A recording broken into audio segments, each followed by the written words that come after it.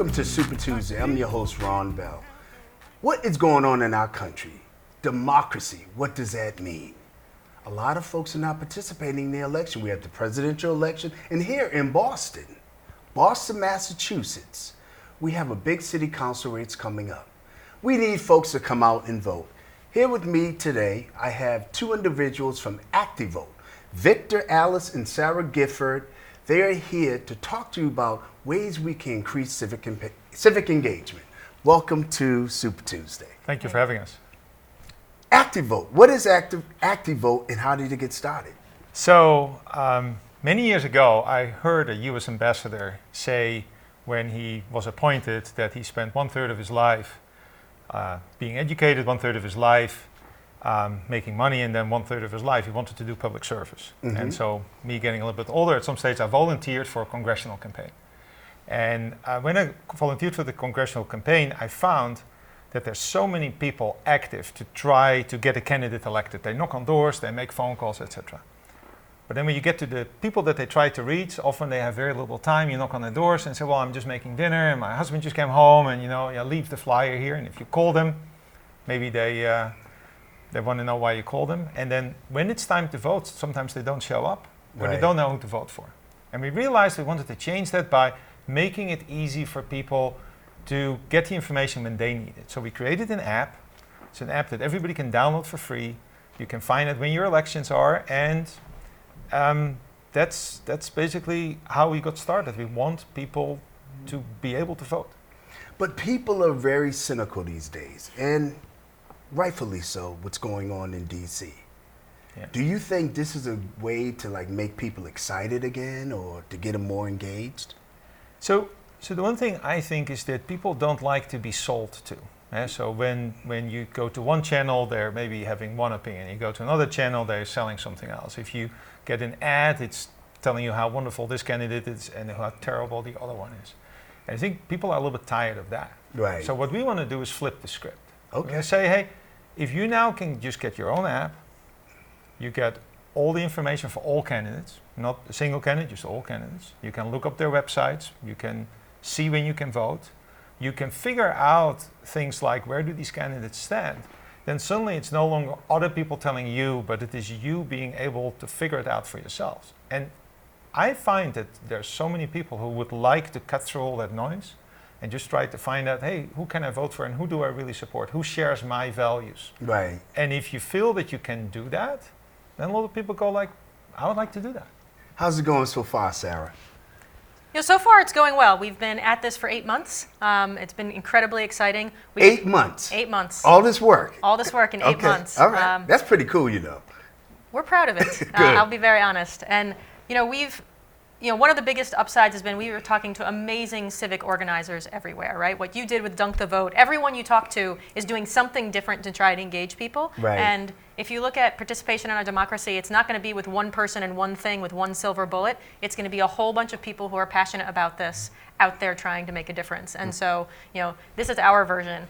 If you look at a few specific stories, we were in a Dunkin' Donuts just talking to each other and talking about the upcoming election. And a woman who was sitting behind us comes over and says, "What are you talking about?"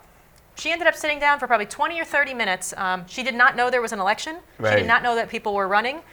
We helped her download the app. She got to see the candidates. Actually, one of the candidates was her cousin, which she didn't know at the time. And now she's excited to vote, and now she knows what it is that she wants to do. And I think that if you make something accessible and you put it out where people can, get to it, that's great, because every single person can look up their voter record and see when all their elections are. And like Victor was saying, it's not just about what you hear on the news and what's happening in D.C.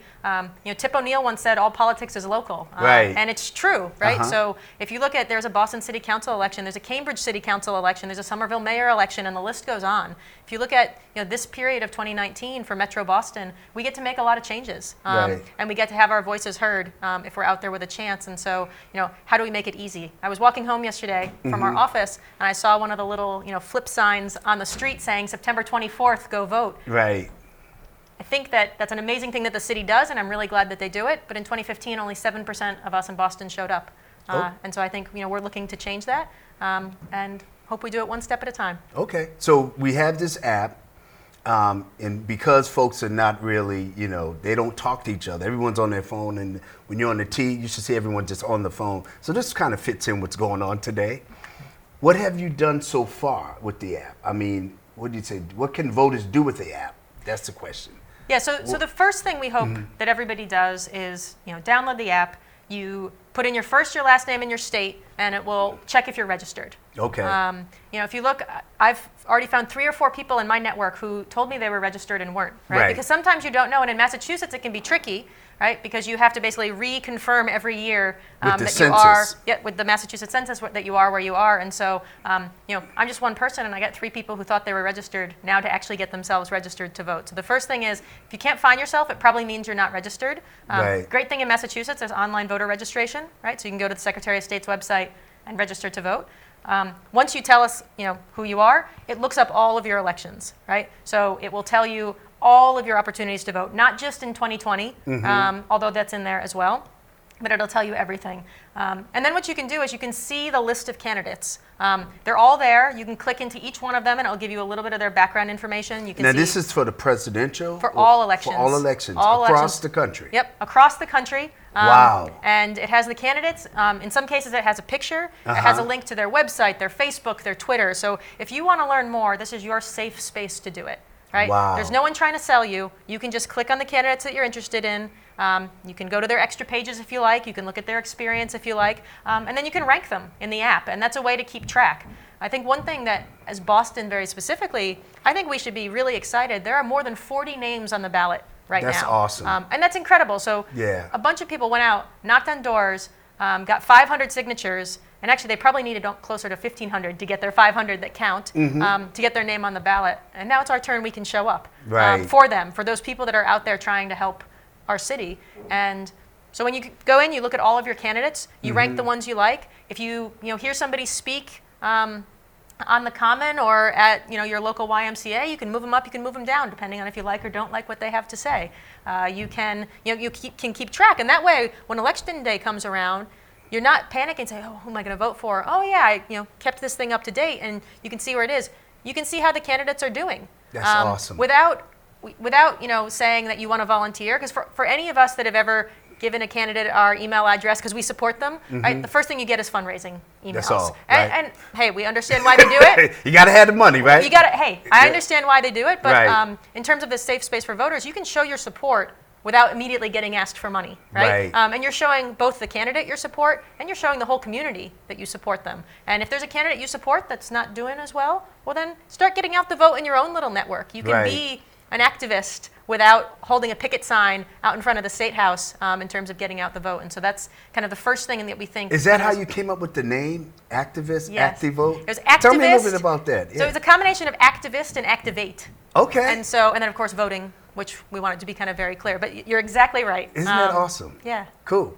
So what about the older folks that don't use the phone? They know how to pick the phone up, but yet they're not computer savvy. What do you say to that, Victor? So, well, one of the things that I have found, so I have an aunt somewhere, she is 80 years old, and she is on her tablet, and she's on her smartphone. And so I've seen that a lot of people are actually moving in that direction. Right. Because you really don't have a choice, right? Yeah, and if you see, apps are in a way easier to use than many other things. Because if you need to find out on a website where everybody is, and if you have one flyer but you don't know where the other candidates are, an app that brings everything together is actually really easy to operate. So what we do see is that there are more and more also elderly people who use smartphones and can do that. Now, there's of course a bit of a imbalance that young folk all use their smartphone 8 hours a day, so for them it's a little bit easier. But we think it gets access to everyone. Yeah. And I think the second thing that we have in the app. So one of the things you can do, I imported all of my contacts, and for everybody it will tell you when is their next chance to vote, right? And so what that allows someone to do is, I'm an excited voter. I can call my aunt, my uncle, my grandfather, my grandmother and say, hey, did you know you have an election, right? So it also allows a younger community to interact with the older community to help them get out to the polls. Because maybe that senior citizen never downloads our app, and that's okay. But maybe they have a niece or a nephew who's saying like, hey, did you know there's 15 people that are running? Why don't I tell you about them? And part of that dialogue we think is also positive because politics is personal. Right. And voting is personal. So it's And- almost like being your own campaign manager in your phone. Yep. Yeah. That's kind of cool. If you I like want to. that. And you know, imagine a world where if I called, you know, I probably know 50 people in Boston, right? Right. Not very popular, don't have a lot, but I know, what if I got all 50 people to vote, right? You probably know 50 now. You've been meeting with a lot of folks. Meeting with a lot of people. Maybe, but what if I got 50 to vote? And what if Right. you got, well, you got 1,000 people to vote, right? Because you know everybody. But what if all of us got 5 people to vote? Right. Just 5, right? And if in those 5, 1 or 2 got excited and they got another 2 or 3 to vote, we're going to immediately change voter turnout here. And kind of the goal, again, is to make it easy. Right. And when you're reaching out to those people that you know, maybe you especially reach out to the people that are older and not on the app.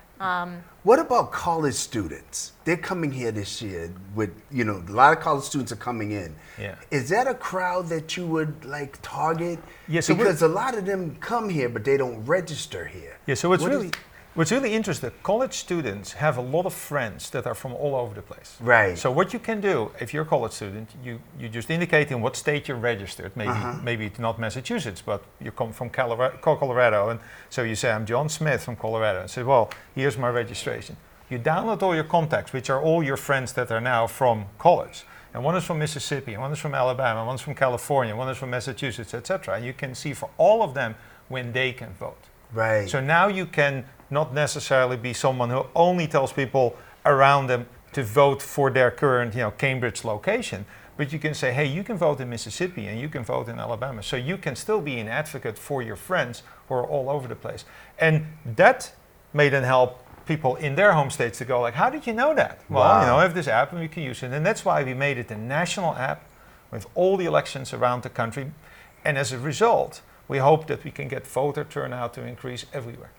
How do you assure people like their information is not being shared or Yeah. compromised? Yeah. Because right now there's a lot of things going on and people are afraid to give information. Yeah. Also, that's a really good point. And so what is important is what our mission is. And so when I talked about our starts, we said, listen, we want to flip the script. We don't want it to make it about campaigns needing to try to go out to people. We want people to be their own advocate and create a safe space.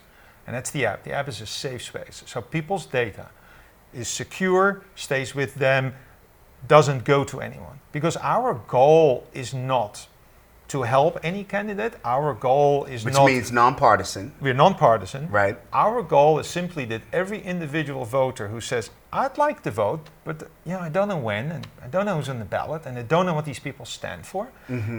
We want to say, here's an app, you can find all that out, and you can do it while you're riding the tea, while you're sitting on the couch at home.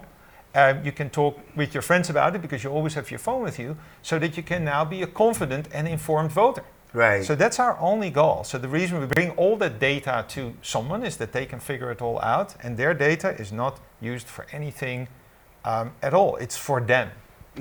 How do you help people decide who to vote for or make Right. questions? And because when I first heard on the 17 questions, I was like, wow. Yeah. So let me tell you a little bit about it. Okay. So there's 2 reasons why you vote for someone. There's one possibility, you look at the pictures and you go like, hey, I know that person, or that person is from my community, or I want to vote for a woman because I'm a woman. It can be reasons like that. But most cases, you want to know, what do these people stand for? And what are the decisions they're going to make?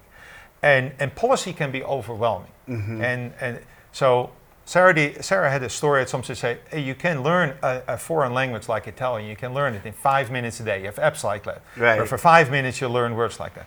So what we decided to do in the app is to allow you to learn policy in 5 minutes a day. How does it work? Every single weekday, there is a question about some topic. And it can be a national topic like abortion or federal minimum wage, or it can be a local topic like local infrastructure, or should we ban plastic bottles in the city, or do we like scooters to be around, or what do we need to do with the zoning laws for housing. Right. And for many things, people have kind of heard about it, but they maybe don't know all the details. So every day there's a question that comes up. You can answer it that day, or you can go back for a few days. And there's a little blurb about it that says this is what it's about. So it's a little educational piece. And then you get 5 positions where you can say, well, this is what I think about it. And what we see a lot of our users, every few days they go in the app and they answer a question, And over time, they build what we call a political profile. This is what you think. And now the good news is all the candidates that sign up with us, they also answer these questions. And there's a simple picture in the app that basically shows in a nice matrix, it shows this is where you stand and this is where all the candidates stand. So you can say, well, that candidate's far away of me, that's maybe he doesn't share some of my values, and these candidates are very close. And that allows you then to go in the app and say, maybe look up a little bit more about this candidate because it seems that they share our values. And the good news is, you don't need to do that every single election. Once you have the app and you have answered some of those questions, then when the next election comes up and the new candidates, you already know, and the app knows where you stand. And then the candidates show where they stand. So it helps you figure out what the values and what the positions of these candidates are. I know that you're focusing primarily with voters, but wouldn't this be helpful even with young people? I mean, as far as they taking out social studies in school, civics in school. Yeah. What intrigued me was the fact that, wow, this makes me pay attention to what's going on nationally. Is this something that you see down the future?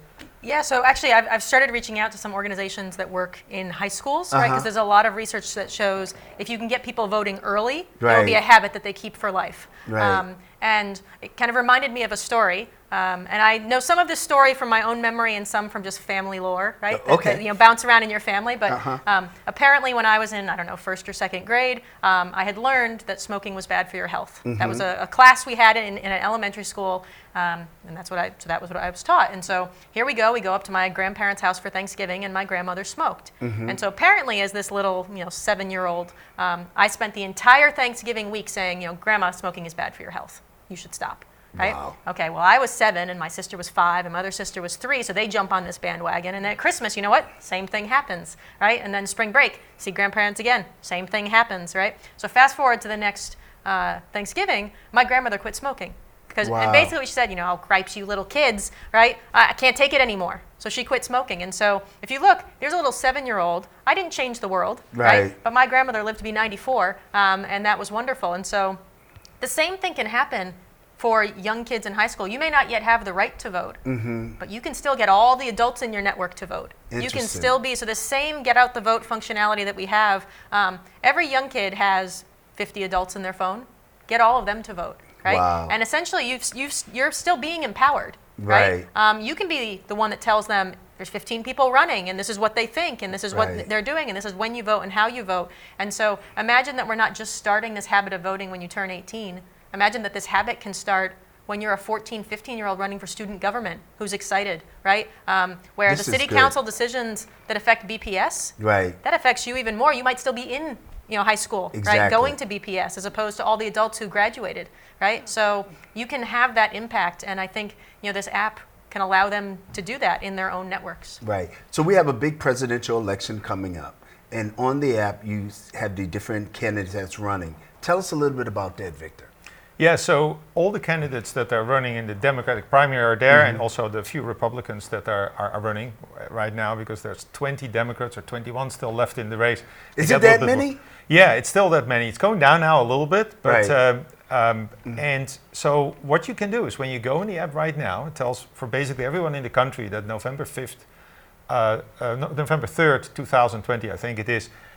You can vote for president and hear all the candidates. And what you can do right now, you can select the ones that you kind of like. And you can say, well, right now, this is my preferred order. And at some stage, some of them will fall out, and you may want to change that. But you can already do that. And you can see then a live poll of all the users in the app. What are they currently thinking? Wow. And so some of the things that happen on CNN or on Fox or whatever channel you look at, they talk about some of those candidates that nobody knows. Right. Well, they're all in the app. So if you want to know who Michael Bennet is, or if you want to know who Steve Bullock is, they're all from Western states. Right. You can find that in the app. And basically, we think that there shouldn't be an excuse that you don't know who's running. Right. Because people put out their names, so look them up, and then figure out who your candidate is. And we don't care who your candidate is. We just want you to know that you know exactly who the choices are. Right. You were showing me the app the other day, and it was a certain part of the app that showed where you get your news from, the different media outlets. Tell us a little bit about that. So one of the things that we try to do with these daily questions is kind of put information in front of people that they will find interesting, right? And so, there's a lot of talk today about bias in the media, right? The world fake news, right? goes all over the place. And right. So we partnered with an organization that creates what's called a media bias chart, right? And essentially, they just rank all news outlets on both sides of the political spectrum, and they try to tell you, first is left to right, which is just the normal left-right spectrum, right? But the other up and down is how much are they reporting facts, opinion, and just kind of far out there on both sides. And the idea of this is one of the daily That's questions. Awesome. But it puts information out to people. It says, hey, have a look, right? Right. If you look, when I found this graphic, when we were putting this question together, I started reading my news somewhere else because I realized that kind of unbeknownst to me, I was reading news that was more opinion than I wanted and also more biased than I wanted. And so one of our aims of this, learn a little bit about public policy in just 5 minutes a day, is just to give people a chance to think. Right. Their decisions are their own, right? They may choose from anywhere on that matrix, but the idea is, how do you give people just a little bit of information in a consumable way that they can do something with? We have a big Boston City Council race coming up September 24th. It's Election Day for all those that are out there in Boston, right? Tell us about, what are you guys trying to do with this election? So with Boston specifically, this is our city. Right. We live here and we Right. love it, as do probably a lot of you, right? That are Milton. here. And Milton, everywhere. Got to include that. What it's like Boston. And Cambridge and Somerville. Right. All, this whole Right. Metro Boston is just a wonderful place to live. Right. And so what we're doing right now is we're trying to talk to all 40 plus candidates and get them to put their dot in the matrix for you. And we think that if they can go in there and then you can see who do you agree with, that will help voters decide. And so we're out talking to all of them. We are out advocating for voting. We are going to companies to do sessions, right? That's awesome. We are hosting events to get just word out that there's an election and help people see what they can, who they can vote for, when they can vote, to try to increase that. And our mission right now, between now and November, well, first between now and September 24th. Then there'll be another election, right? So for everybody that wonders, hey, do I have to vote again? You do, right? There'll be the first one on September 24th and another one in November. We just want to go to as much of Boston as we can and encourage people to show up for this election. Because in 2015, it was a 7% turnout. Yes. That's bad. 7%. That's real bad. 93 people not voting, 7 people voting. Wow. Out of every 100. So what else can people do? So I think that any excuse that people have that they don't vote can be. Sometimes there is a reason. Have people who are ill or are away. There's all sorts of reasons that maybe it's a little bit more difficult. But most common reasons are that if it's not a November election, people don't know that they can vote. So that's one thing we try to change. And then they say, well, I know I can vote, but I don't know these people. And sometimes it's hard. And so the one thing that we are trying to do is make it easier. You can know very quickly in the app who you can vote for. And what you find that when you talk with people about it, they start caring because they realize that what Metro Boston looks like in the future is determined by the people who run the city. And city councils are very important for that. So I think we can all just make sure that we show that we care. And like Sarah said earlier, the people who are on the ballot have taken the action to get a lot of signatures to say, I want to do this. I want to help my city. And what we then can do is say, listen, we'll support one of you or a few of you. Boston City Council at large, we get 4 seats elected, so you can make 4 votes in that one election and then 1 for your district. And tell them we support these candidates who then help make changes to make the city a better place. So you think that with ActiVote's participation this year, that the voter turnout's going to go up? Absolutely. And what is your goal? What is the goal? So let me tell you. You heard it here. Yes. So let me tell you SuperTuesday. what our overall goal is. Okay. So I've done some calculations, and it's a little bit inaccurate, but in a 4-year cycle, a 4-year national cycle, you have one presidential election, you have a midterm, you have primaries, you have local elections, and all of that. And in total, the whole of the U.S. in such a period can cast 1.8 billion votes, but we don't. Right. We cast only about 400 million votes. All the other times people don't show. We want to change that 400 million number to 500 million. Okay. So in 4 years' time, we want the app to help 100 million people to vote. That's our awesome. goal. That's a very ambitious goal. Yeah, and we start, with a few tens of thousands in Boston on the 24th of September. And you're both in agreement with this? Absolutely. Okay. I'm going to hold you to it. Okay. We'll keep counting. I think this is really great. The ActiVote, the app is awesome. I'm excited about it. I'm going to spread the word. We're going to spread the word to you, those who are listening out in our audience. I think this is really good for our democracy. I know there is talk sometimes about when folks are running for office, we need to get behind one candidate. I think it's really good that there are 15 good candidates running for Boston City Council, and it really gives people the opportunity to really engage civically. So congratulations on this app. Would you come back if I asked you to come back and do some more sessions? Absolutely. You love this city, right? Yes. You love Milton too, right? We do. Yes. Victor, Alice, and Sarah Gifford, ActiVote. You can find them on the web, activote.net. So until next time, see ya. Candidates try to get your attention to secure your vote. With all of the commercials, ads, and more, it's hard to cut through all of the noise. During local elections and primaries, too few people even pay attention, and only 1 out of every 5 voters actually show up. With all of this, it's tough to be an informed and confident voter. At ActiVote, we're here to change that. With our app, you'll be able to see all your elections and find out who is running, answer policy questions to build up your political profile and see what others are thinking, see how you align with your candidates, rank the candidates and see the results of real-time polls, talk to your friends about their elections and help get out the vote. Become a more confident, informed, and prepared voter for any election with ActiVote. Download the free ActiVote app now on Apple or Android.